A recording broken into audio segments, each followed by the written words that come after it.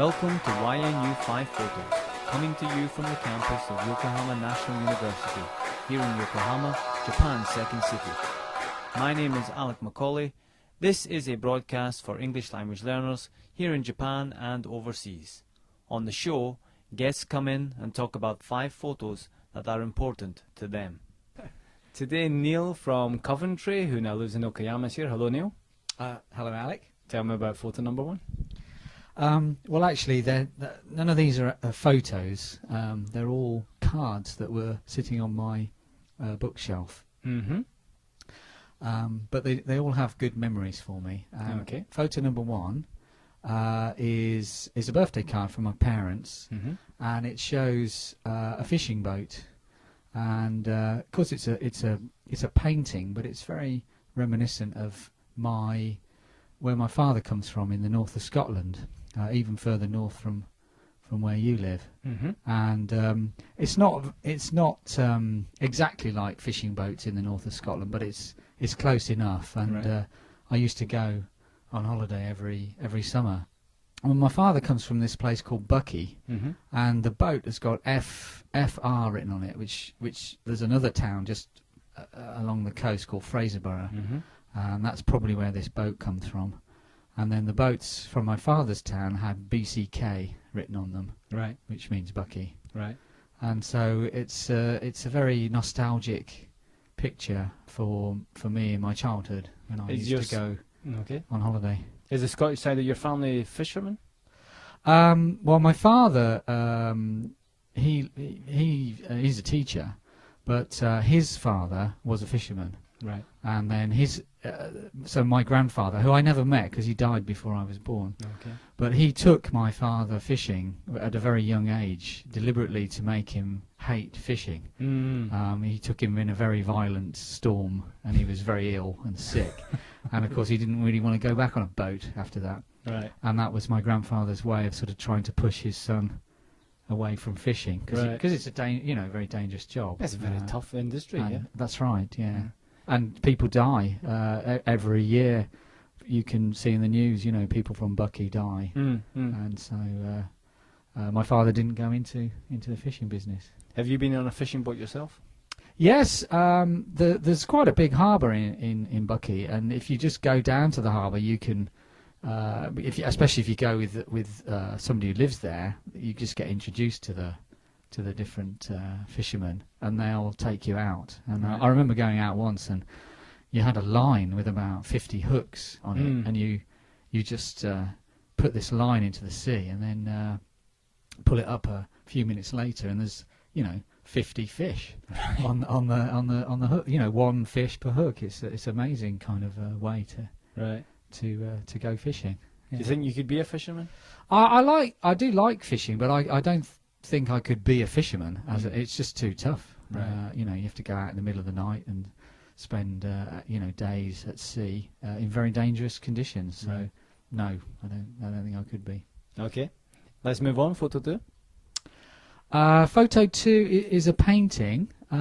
It's a painting by a woman called Kerry Day, and she lives in Bristol, and my sister lives in Bristol, which is in the southwest of England, and I visited her, and then I went to it's another harbour story actually. There's a harbour in Bristol, and there's a very nice exhibition of Kerry Day's paintings, and she was there.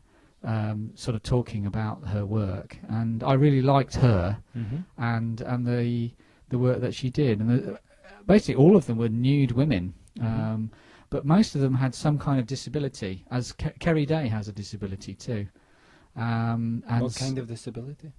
I don't know what label you might put on it, but basically she's slightly deformed in Mhm. some way. She's very short, and she has a slight hunch to her, and what she does is to paint pictures of other people who perhaps look a bit like her. Right.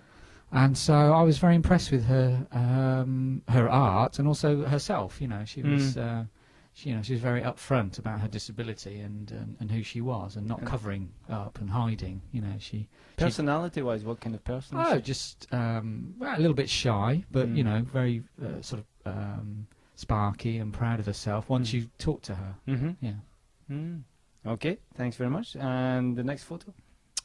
The next photo is a postcard with lots of sort of happy smiley faces, and this is from my two children go to school in England, and I don't know how recent, but fairly recent trend in English schools is for children who do well get sent a postcard Oh, really?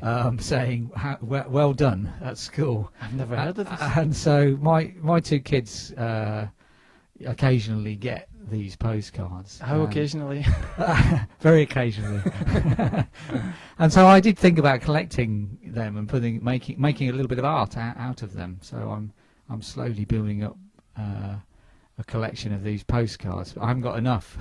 So what's the theory behind this? Well, it's giving kids a reward, I think, you know. And children who like study and do well at school are sort of used to getting praise from teachers, but then there's other children who perhaps sometimes don't get very much praise from children. And I think those kind of kids are the ones who perhaps feel good if they occasionally get a postcard that says, you know, well done. Do you think from this the teacher works? I think it depends on the children. You know, I think for my children, they're very cynical about it, and they give them to their father. They don't really care about them. But perhaps for other children, you know, it's a very nice way to say, you know, that they've done well at school, Right.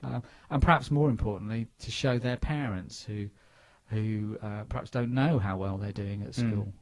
They are sent to the parents actually, Not directly and to the it children. says, you know, well done Okay. to the child. All right. And number 4?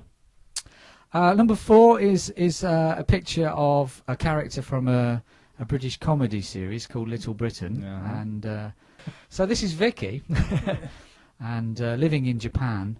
I don't see many British comedy TV series at all, and this is one of the few that is on DVD in my local shop. So who is this character? To a Japanese audience who don't know the show, how would you describe this character? She's probably aged about 16 or 17, but her sort of mental age is maybe 50 or 60. She's sort of seen everything and done everything. How many children does she have? She has loads. And, loads of children. She's supposed to be at school, but she doesn't go to school. She just sort of hangs around the streets and just likes to drink and smoke and have boyfriends and so on. And yeah, very interesting kind of wise but stupid person. Yeah, and we celebrate them in Britain, don't That's we? right, yeah, Britain is full of those kind of people. Yeah, and your last picture? Well, the first 4 pictures are all sort of images from Britain, actually, but the last one is as you can tell from the Japanese writing, is in Japan.